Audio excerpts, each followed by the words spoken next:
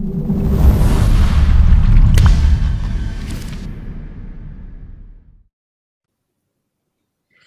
Mingshi, if you hear us, okay. So he's here. Hi Mingshi, how are you? Hello, Alex. Hello, Peter. Hello, Natalie. Thanks for inviting us. Really Hi, honored nice to to meet be you. on the call. Nice to meet you guys. Yes, great. Yes. Thanks, Mingshi. Yeah, thanks for joining and thanks for making the time.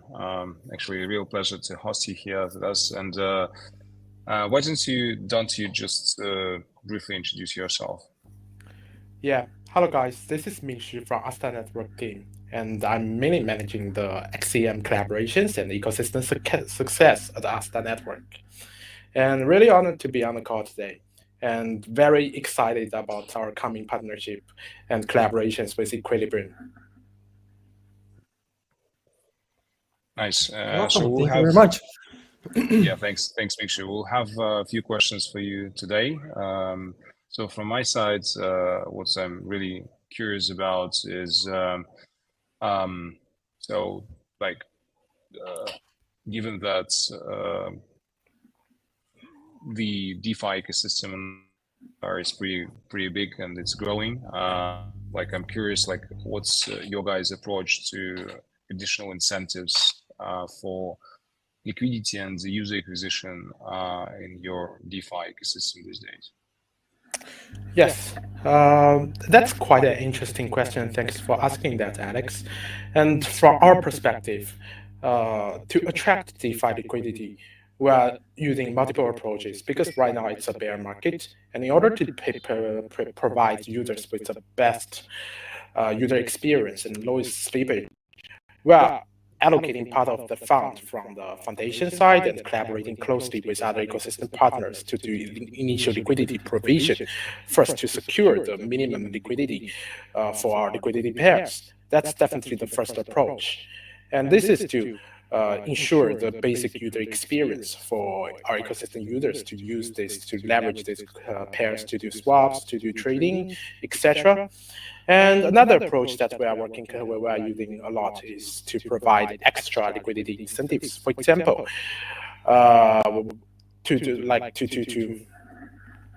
when we partner with Equilibrium for the EQD and ASWAP pair, there will be liquidity incentives from both ASWAP side and both from Equilibrium side.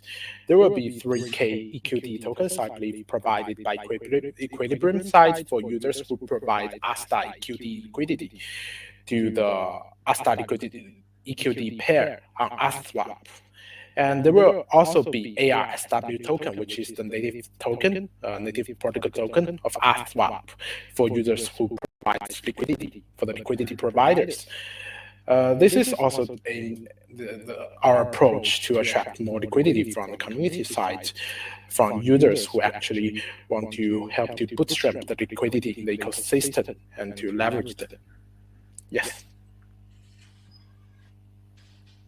Awesome. Can I ask a question? Not regarding to liquidity though, but since you guys are an EVM-based chain, have you seen recently any new interesting projects emerging on your technology? Something like we see, well, GMX style in Ethereum, or maybe Uniswap wants to open up their technology on Astar, something exciting? Yes. Regarding this, yes. First, to bring up one thing, that Astar Network is not only an EVM-based blockchain. Astar Network, what we are building is actually a cross-virtual machine, a multi-virtual machine blockchain. So besides EVM, also supporting WebAssembly, and in the future, potentially other virtual machines, including like maybe Hyperledger Fabric or ZKVMs. And for the EVM side, because right now the pallet contracts is still under auditing, and we will launch the WASM on top of Astar in approximately early Q2. So right now, EVM is still the mainstream, as you just mentioned. EVM is still the mainstream on top of Astar Network. And regarding the EVM side, we already have a vibrant ecosystem with all kinds of applications, including NFT, GameFi, metaverse, and DeFi projects. So some of the notable ones, including Astar, the leading dApps, SL2 and Starlay, the leading lending protocols, and Astar, the over-collateralized stablecoins, which is going to also work closely with Equilibrium, as far as I know. Yeah. And besides that, we also have metaverse projects like Cosmice and NFT projects like Astar Legends, Candy Girls, etc. And in the coming months, there will be some. Our main focus in Q1 will be on the WebAssembly side instead of. Definitely, we are going to continue to support the EVM side. And besides that, we are going to further bootstrap our WebAssembly ecosystem. Yes. That's cool. I have a follow-up question though regarding the the WASM side and the EVM WASM connection. I know you guys have been up to actually building like a bridge solution where you can funnel through tokens from different EVM chains directly to any Parachain, and everything would be abstracted away from users. So how is the progress on that? Do you have any insights? Yes. Are you referring to the our bridge solutions between multiple virtual machines, or are you talking about our bridges with internal ecosystems? To the external ecosystem, I believe it's a Sigma bridge, and Yes. yeah, the one. Yes. Thanks for mentioning that. Yes, for the Sigma bridge, it is developed by ChainSafe team, one of the pioneers in the Web3 infrastructure space. And we are working closely with ChainSafe team to bring the Sigma bridge to the Kusama ecosystem. So Sigma, basically, it is an interoperability layer for building cross-chain, cross-blockchain applications. It is basically uses the external verification model with multi-party computation between layers to secure cross-chain message passing. And one of the biggest features of Sigma bridge is that unlike other bridges right now in the Kusama ecosystem, like the Layer 0 or Wormhole or C2C bridge, Sigma, they actually support the parachains from the substrate native level, which means when we build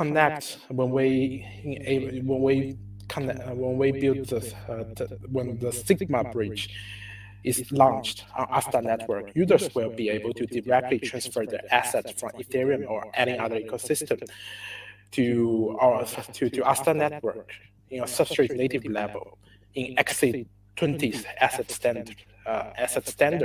In this way, by supporting the Sigma bridge in Astar Network, users will be able to leverage XCM to transfer their assets from Ethereum from other layer ones to adding Parachain inside the Polkadot ecosystem that has opened HRMP channel with Astar Network.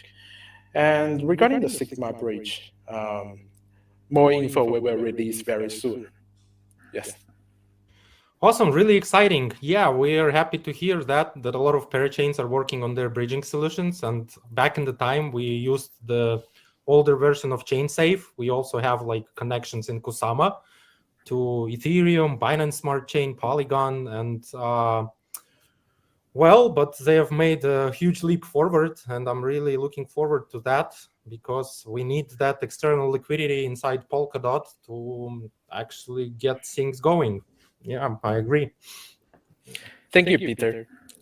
Hi, Mingshi. I do have because we are talking about this bridge liquidity. I think that the main sort of liquidity is in the form of a stablecoin. So I do have a question for you regarding stablecoin. Like you mentioned, like a Astar DAO just now. So I believe they have a native stablecoin asset back, which is called BUY as well. So yes. Given that there are like a series of recent bridge hacks, so do you foresee like decentralized asset-backed native stablecoin to replace centralized fiat-backed bridge stablecoin anytime soon? Yes. From a personal perspective, I'm definitely a fan of like decentralized crypto-backed stablecoin instead of the fiat-backed stablecoin. But regarding like how to foresee the future, from my perspective, I think in the short term, fiat-backed stablecoin is still going to be the mainstream of crypto assets, since it leads the traditional assets into the DeFi ecosystem.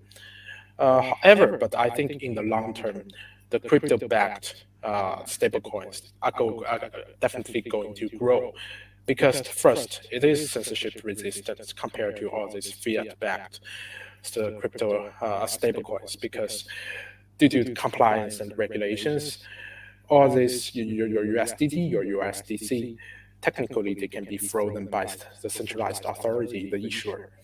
However, all these like crypto-backed over-collateralized stablecoins, they are more censorship resistant. This is one perspective, and another perspective is about capital efficiency. As we can see in the DeFi space, capital efficiency is always like the power engine for DeFi. And higher capital efficiency is actually enabled by utilizing crypto-backed over-collateralized decentralized stablecoins, because you are able to mint stablecoins out of your underlying volatile assets without selling them. Basically, you are adding, you are able to add leverages to your crypto assets like DOT or Astar tokens by leveraging decentralized stablecoins like EQD or like buy from Astar DAO. Yeah, thanks very much for your thoughts. Actually, we definitely looking forward to our future collaboration with Astar DAO as well. Awesome. Thanks a lot, Natalie.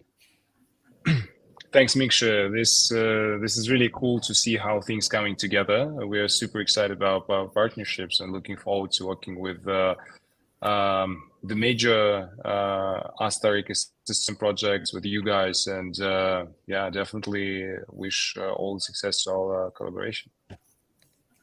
Thanks a lot. Cool. Thanks, Mingshi. Thanks very much for joining us today. Let's keep in touch, and we will make transition to our next topic then. Yeah. Thank you, Mingshi. Thank you. Yeah. Thank you, guys.